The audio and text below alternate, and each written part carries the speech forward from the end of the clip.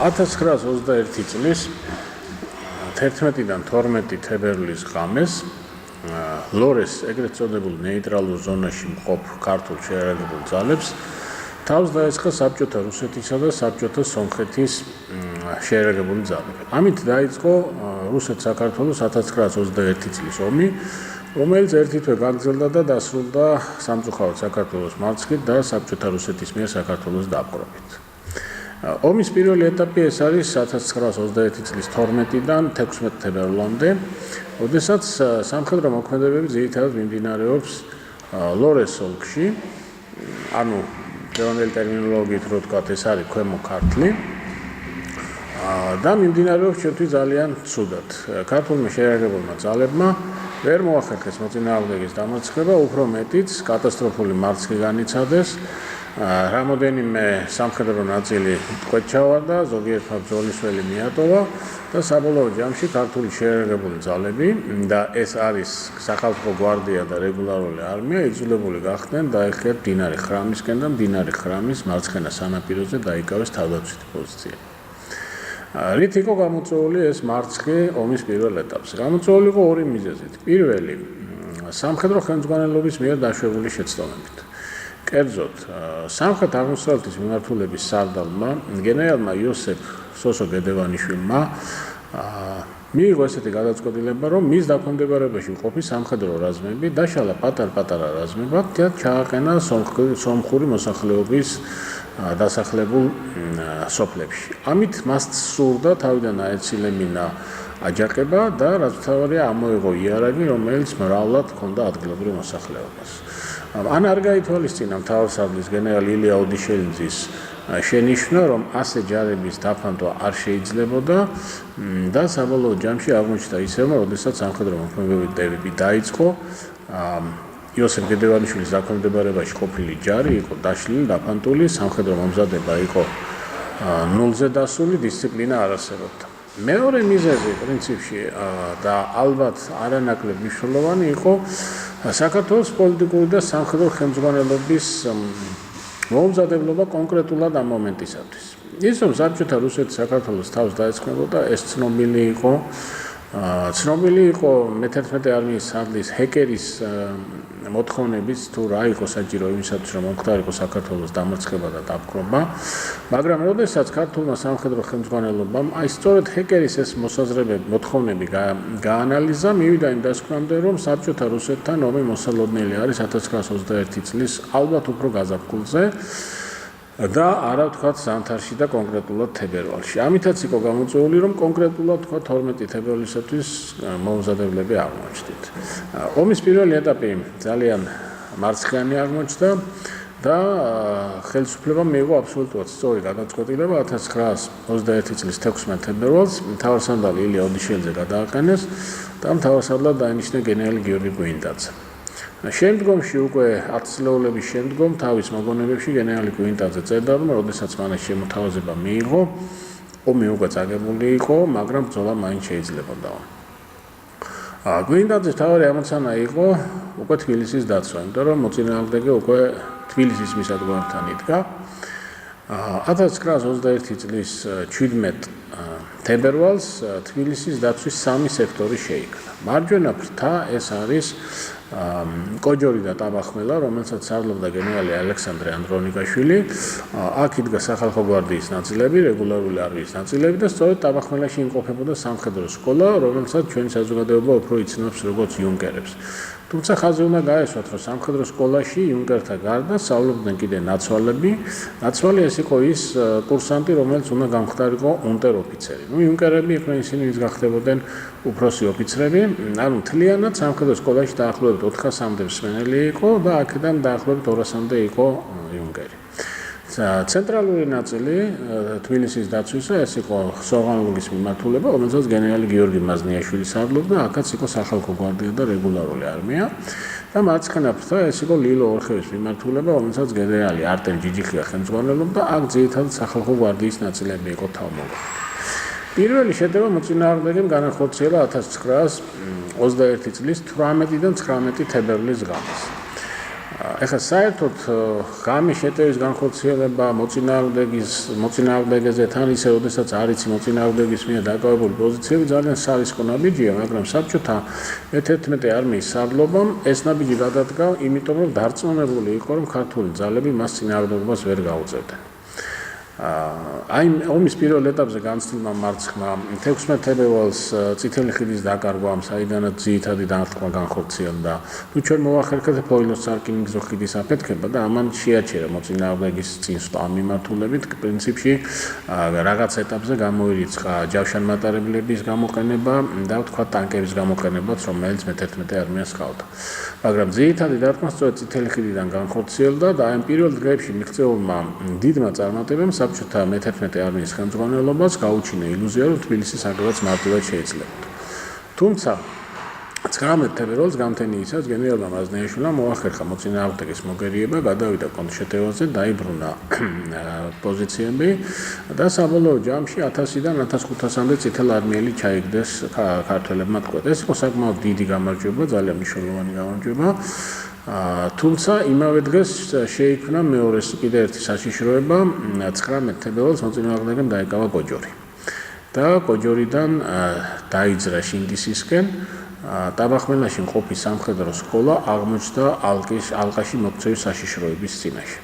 გენერალმა ალექსანდრე ანდრონიკაშვილმა მიიღო აბსოლუტურად სწორი გადაწყვეტილება პრინციპში, როგორც უნდა მიიღო, როდესაც არის საფრთხე, რომ სამხედრო შენაერთი შეიძლება ალყაში მოექცეს, მან უკან უნდა დაიხიოს. და სამხედრო სკოლას გადასცა სწორედ უკან დახევის ბრძანება. შემდგომ თავის მოგონებებში სამხედრო სკოლის ხელმძღვანელი პოლკოვნიკი ალექსანდრე ჩხეიძე წერდა, რომ როდესაც მე ეს ბრძანება მივიღე, უცებ წარმომიდგა თვალწინო გავაწლები და რომელიმე ისტორიკოსი დაწესო. სამხედრო სკოლამ ვერ შეასრულა თავისი მოვალეობა, უკან დაიხია და მოწინააღმდეგე თბილისში აიყო. იმიტომ რომ თუ სამხედრო სკოლა უკან დაიხებდა, მოწინააღმდეგე უკვე უშუალოდ თბილისს მოადგებოდა და არავინ არ იცის როგორ განვითარდებოდა მოვლენები. ალექსანდრე ჩხეიძე ჩავიდა გენერალ ანდრონიკაშვილთან და აუხსნა, რომ შესაძლებელი არის ვითარების გამოსწორება, ამისათვის საჭიროა კონჩეტევის განხორციელება, რომელსაც განახორციელებენ იუნკერები და რეგულარული არმიის ნაწილები. ალექსანდრე ანდრონიკაშვილი დაეთანხმა პოლკოვნიკ ჩხეიძეს და 19 თებერვალს დღის მეორე ნახევარში მართლაც განხორციელდა ეს კონჩეტევა. მართლაც საოცარი თავისი თავდადებით პოლკოვნიკ ჩხეიძე წერდა, რომ იუნკერებმა დაახლოებით 200-300 ნაბიჯი მოწინააღმდეგის ცეცხლის ქვეშ ისე გაიარეს, რომ ერთხელაც კი არ დაწოლილან და არც ბუჩქი, არც კი არაფერი არ იყო, რასაც შეიძლება ისინი ამყარებოდნენ. მოწინააღმდეგემ კონჩეტევას ვერ გაუძლო, უკან დაიხია. მეორე დღეს 20 თებერვალს უკვე გენერალ კვინტაძის მიერ დაგეგმილი კონჩეტევა განხორციელდა და ჩვენ კოჯორი დავიბრუნეთ.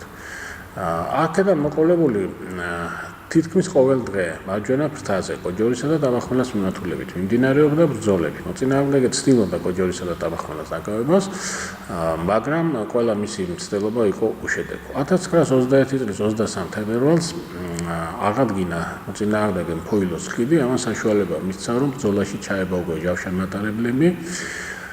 24 თებერვალს 1921 წლის 24 თებერვალს განხორციელდა თბილისის აღების მძლავრი იერიში საბჭოთა მე-11 არმიის ნაწილების მიერ. შეტევა დაიწყო ერთდროულად სამივე მიმართულებით: კოჯორ-ტაბახმელა, სოღანლუღი და მარცხენა ფრთაზე ლილო ორხევის მიმართულებით. საოცარი სისხლისმგროველი ხელჩართული ბრძოლები მიმდინარეობდა კოჯორისა და ტაბახმელას პოზიციებზე. კიდევ ერთხელ გამოიჩინეს თავი სამხედრო სკოლის კურსანტებმა.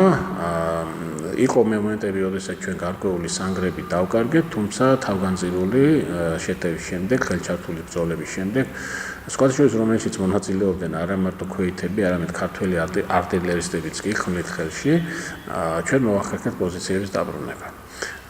ვერც მარჯვენა ფრთაზე, ვერც ცენტრში გენერალ გიორგი მაზნიაშვილის პოზიციებზე მოწინააღმდეგემ ვერანაირ წარმატებას ვერ მიაღწია. ძალიან მძიმე ბრძოლები მიმდინარეობდა მარცხენა ფრთაზე.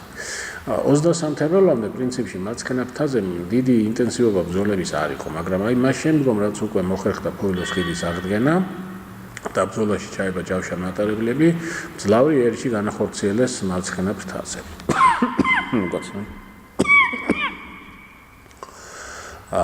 მოწინააღმდეგემ შეძლო ჩვენი ძალების შევიწროება და სახალხო გვარდიის ნაწილები იძულებული გახდნენ ორხევისა და ლილოს მიმართულებაზე პოზიციები დაეტოვებინათ და უკან დაეხიათ.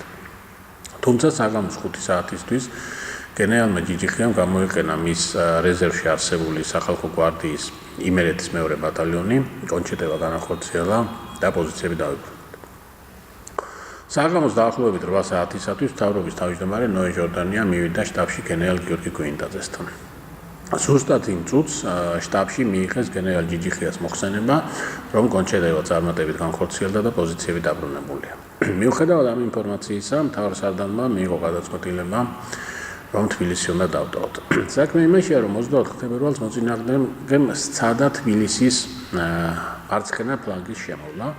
კერძოდ გლდანისა და გლდანულოს გავლით ავჭალაში გასვლა, კომუნიკაციების გადაჭრა, ანუ სარკინიგზო და საავტომობილო გზების გადაჭრა მცხეთისკენ და თბილისის ალყაში მოქცევა. 24 თებერვალს მათ ეს არ გამოუვიდათ. ჯეზეთი სოფელ ნორიოსთან ისინი გვარდიის ცხენოსანო დივიზიონმა შეაჩერა პოლკოვნიკ ირაკლი საგურიას ხელმძღვანელობით და მცირე ნაწილმა მიაღწია მხოლოდ მოწინააღმდეგისამ ავჭალამდე და შემდგომ უკვე ავჭალაში გაგზავნილმა მოხალისეებმა ჯავშანმატარების დახმარებით მოახერხეს მათი იქიდან განდევნა. ანუ 24 თებერვალს მათ თავისი ამოცანა ვერ შეასრულეს, თბილისი ალყაში ვერ მოაქციეს. ცხადი იყო, რომ ზუსტად იგივეს გაიმეორებენ ისინი 25 თებერვალს და მთავარსარდალმა ჩათვალა, რომ მას აღარ აქვს ძალები, რომლითაც შეძლებს აი ამ შემოვლითი მანევრის მოგერიებას და თბილისი შეიძლება ალყაში აღმოჩნდეს. თბილისის ალყაში მოქცევა გიორგი გვინტაძის აზრით ნიშნავდა ჯარის დაღუპვას, იმიტომ რომ თბილისი ტაფობში მდებარეობს, მოწინააღმდეგე დაიკავებს სიმაღლეებს და უბრალოდ საარტილერიო ცეცხლითაც ძალიან მძიმე მდგომარეობაში ჩავარდება ჯარის, ქალაქის მშვიდობიანი მოსახლეობაც და ჯარის გადარჩენისათვის სჯობს უკან დავიხიოთ. როდესაც მან განუცხადა მთავრობის თავმჯდომარეს, რომ ღამის 12 საათზე ქართული ჯარები დაიწყებენ პოზიციების დატოვებას. ნოე ჟორდანიამ იკითხა ერთადერთი რამ აქვს თუ არა მთავარსარდალს უფლება მიიღოს ერთპიროვნული გადაწყვეტილება, რაზეც მიიღო პასუხი, რომ დიახ, ომის დროს მთავარსარდალს აქვს უფლება მიიღოს ერთპიროვნული გადაწყვეტილება. ერთადერთი ვინც შეეპასუხა გენერალ გვინტაძეს იყო ილია ოდიშელიძე, რომელსაც ჰქონდა შემდეგი არგუმენტი, რომ თბილისის დატოვება ჯარის მორალურ მდგომარეობას გაავარესებს, მორალურად ჯარი გატყდება და შესაძლოა ჩვენ ისინი მცხეთაში, როგორც ამას გიორგი გვინტაძე ვარაუდობდა, ვეღარ შევაჩეროთ. თუმცა მთავარსარდალს ჰქონდა თავისი გათვლები, თავისი მოსაზრებები და ბუნებრივია მიიღო მან თავისი გადაწყვეტილება. ეს ძალიან მნიშვნელოვანია, იმიტომ რომ საზოგადოებაში გავრცელებულია თვალსაზრისი, რომ ომის დაწყებისთანავე მთავრობა გაიქცა, რამის პირველივე დღეს ბათუმში ჩავიდა და ხშირად სწორედ მთავრობას პოლიტიკურ ხელმძღვანელობას ბრალდება თბილისის დატოვება. მთავრობა თბილისში იყო, ხელისუფლება თბილისში იყო 24 თებერვლის ჩათვლით და თბილისის დატოვება დაიწყო მხოლოდ მას შემდეგ, რაც მთავარსარდალმა მიიღო უკან დახევის ბრძანება და კიდევ ერთხელ მინდა გავიმეორო, რომ ეს იყო მთავარსარდალის ერთპიროვნული გადაწყვეტილება. სხვათა შორის, როდესაც ნოე ჟორდანიამ დამფუძნებელი კრების წევრთა ერთ ნაწილს განუცხადა, რომ მთავარსარდალმა მიიღო უკან დახევის ბრძანება, თუ არ ვცდები, გიორგი ვეშაპალმა უთხრა, რომ რა უფლებით და რატომ. ასეც ნოე ჟორდანიამ უპასუხა, რომ ეს მთავარსარდალია და მაშინ თუ არ გინდათ, მე მას მოხსნით, თქვენ დაგნიშნავთ და მაშინ თქვენ გააგრძელებთ ბრძოლა. ამით იმის თქმა მინდა, რომ თბილისის დატოვება იყო ყველასთვის მოულოდნელი. 24 თებერვალს მაგალითად თბილისში გამოვიდა გაზეთი, სადაც ეწერა, რომ 25 და 26 თებერვალს თბილისელი მოხალისეებისათვის გაიმართება წვრთნების სროლაში. ანუ არავინ არ ელოდა დედაქალაქის დატოვებას და როდესაც ეს ბრძანება მიიღეს, ცხადია ხა სამხედროები ბრძანებას ასრულებენ, მიუხედავად იმისა, რომ თქვა გენერალ გიორგი მაზნიაშვილი თვლიდა, რომ ეს ბრძანება იყო შეცდომა, დაემორჩილნენ ისინი მთავარსარდლის გადაწყვეტილებას და ღამის 12 საათზე ქართულმა შენაერთებმა დაიწყეს თავისი პოზიციების დატოვება. მოხდა ის, რაზეც ილია ოდიშელიძე საუბრობდა, ჯარი მორალურად გატყდა, მცხეთაში მისი შეჩერება უკვე შეუძლებელი იყო. ერთი რამ უნდა გავთვალისწინოთ კიდევ ამ დროს, რომ საბჭოთა რუსეთი ჩვენ გვიტევს აფხაზეთიდანაც, სოჭიდან, გაგრისა და სოხუმის მიმართულებით, საიდანაც მეცხრე არმიის ნაწილები შემოიჭრნენ, შეტევა განხორციელდა დარიალის მიმართულებით და ასევე მამისონის ზოგადეხილის მიმართულებით. ასე რომ რამდენიმე ფრონტზე გვიწევდა ბრძოლა. სოხუმის მიმართულებით იყო ძალიან დიდი ბრძოლები მეხადირასთან, ახალათონთან, თუმცა მოწინააღმდეგეს დიდი რიცხობრივი უპირატესობა ჰქონდა და მის შეჩერებას ვერ ვახერხებდა. თბილისის დატოვება მორალურად დასცა არა მარტო თბილისის დამცველები, არამედ ზოგადად როგორც ჩანს მთლიანად ქართული შეიარაღებული ძალები და სხვა მიმართულებებზეც უკვე გულგატეხილი ჯარი იბრძოდა. ამას კი რა თქმა უნდა ძალიან დიდი მნიშვნელობა აქვს ომის პირობებში. თუმცა 25 თებერვალს დილით, როდესაც საბჭოთა მე-11 არმიის ნაწილები შემოვიდნენ თბილისში და გაიგზავნა ის ცნობილი დეპეშა სერგორჯონგიძის მიერ ლენინს, სტალინს მოსკოვში, რომ თბილისის თავზე წითელი დროშა ფრიალებს, ამით ომი არ დასრულებოდა. ბრძოლები გრძელდებოდა. მთავარსარდალმა სცადა გორში შეჩერება, მაგრამ გორში ბუნებრივი პირობები არ იძლეოდა იმ საშუალებას, რომ დიდი თავდაცვითი ზღუდე შექმნილიყო, ამიტომ უკან დახევა გაგრძელდა და გადაწყდა, რომ კონჩეტება განხორციელდებოდა ხაშური ოსიაურის რაიონში. მართლაც 4-6 მარტს ქართულმა შეერაგებულმა ძალებმა განახორციელეს კონჩეტება, რომელიც ძალიან წარმატებით დაიწყო, მაგრამ შემდგომ იმის გამო, რომ სხვადასხვა მიზეზთა გამო სახალხო გვარდიის ნაწილებმა ბრძოლა ფაქტობრივად შეწყვიტეს, ერთ-ერთ მიზეზად შეიძლება მოიყვანოთ თქვათ სახალხო გვარდიის ანგლის ვალიკო ჯუღელის დაჭრა. ყოველ შემთხვევაში მოხდა ისე, რომ წარმატებით დაწყებული კონჩეტება და იმდენად წარმატებული იყო ეს კონჩეტება, რომ შტაბში ოფიცრები უკვე ფიქრობდნენ, რომ ჩვენ შევძლებთ მოწინააღმდეგის დამარცხებას და თბილისისკენ შეტევის განხორციელებას, საბოლოო ჯამში ეს კონჩეტება მარცხნივ დასრულდა. ამის შემდეგ ჩვენ შეგვეძლო მოწინააღმდეგე შეგვეჩერებინა ლიხის ქედზე, მაგრამ ვერ მოხერხდა, იმიტომ რომ ჯარი იყო მორალურად ძალიან გატეხილი, პრინციპში ყველა ხვდებოდა ალბათ, რომ ბრძოლა წაგებულია და ასეთ ვითარებაში ძალიან ძნელია ეხლა მოითხოვო თავდადება და მოითხოვო ის, რომ სისხლის უკანასკნელ წვეთამდე იბრძოლონ. უნდა გავითვალისწინოთ ისიც, რომ მოწინააღმდეგეს სერიოზული უპირატესობა ჰქონდა რიცხობრივად. ამ დროისათვის ისინი უკვე მათ სოხუმიც უკვე აღებული აქვს და მდინარე ენგურს მოადგნენ. ისიც უნდა გავითვალისწინოთ, რომ ამით ისარგებლეს ქემალისტებმა და დაიწყეს სამხრეთ საქართველოს ტერიტორიების დაკავება, ასე რომ ლიხის ქედზე ჩვენი ჯარების შეჩერება ვერ მოხერხდა და სამხედრო მოქმედებები გადავიდა დასავლეთ საქართველოში. ქუთაისთან იყო 2 საათიანი ბრძოლა, რომლის შედეგადაც ჩვენ იძულებული გავხდით უკან დაგვეხია და მოწინააღმდეგე ქუთაისს დაიკავა. ამ დროს მე-9 არმიის ნაწილები უკვე მოდიან ზუგდიდიდან სენაკის მიმართულებით სამტრედიისკენ. შეიქმნა საშიშროება, რომ ეს ნაწილები სამტრედიაში შევლენ მანამ, სანამ მთავრობა მოახერხებს ქუთაისსა და ბათუმში გადასვლას. ამიტომ გენერალ მაზნიაშვილს დაევალა თავისი სამხედრო ნაწილებით დაძრულიყო სენაკისკენ. შეეცვალა იქ გენერალ დავით ართმელიძის სამხედრო ნაწილები, რომლებიც აფხაზეთის მიმართულებას იცავდნენ და დაახლოებით 2 კვირის მანძილზე მძიმე ბრძოლებს აწარმოებდნენ და უკან იხევდნენ და მოწინააღმდეგე შეეჩერებინა, რაც უნდა დაჯდომოდა სენაკთან. არ მიეცა მისთვის საშუალება სამტრედიაში შესულიყო. 10 მარტს გაიმართა ეს ბრძოლა სენაკთან, რომელშიც გიორგი მაზნიაშვილმა მოახერხა მოწინააღმდეგე შეჩერება. მეორე დღეს გენერალმა ალექსანდრე ანდრონიკაშვილმა, რომელიც ამ დროისათვის იყო მთავარსარდლის მოადგილე, აცნობა გენერალ მაზნიაშვილს, რომ მთავრობის ევაკუაცია ქუთაისიდან ბათუმში დასრულებულია და მას შეუძლია უკან დაიხიოს. 12 მარტს გენერალი მაზნიაშვილი გადავიდა მდინარე რიონის მარცხენა ნაპირზე, ხიდი ააფეთქა და იქ დაიკავა თავდაცვითი პოზიციები. 13 მარტს მოწინააღმდეგემ ფოთი დაიკავა და აი აქ სამხედრო მოქმედებები შეწყდა. ჩვენ შეგვიძლია ვთქვათ, რომ ერთი თვის მანძილზე 12 თებერვლიდან 12 მარტამდე პატარა საქართველო ცდილობდა დაეცვა თავის დამოუკიდებლობა, თავის თავისუფლება და ებრძოდა საბჭოთა რუსეთს. მდგომარეობა გაართულა კიდევ ერთხელ გავიმეორებ იმანაც, რომ ქემალისტებმა ისარგებლეთ ამით და დაიკავეს სამხრეთ საქართველოს დაკავება, მათ შორის ისინი ცნობილია ბათუმში შემოვიდნენ.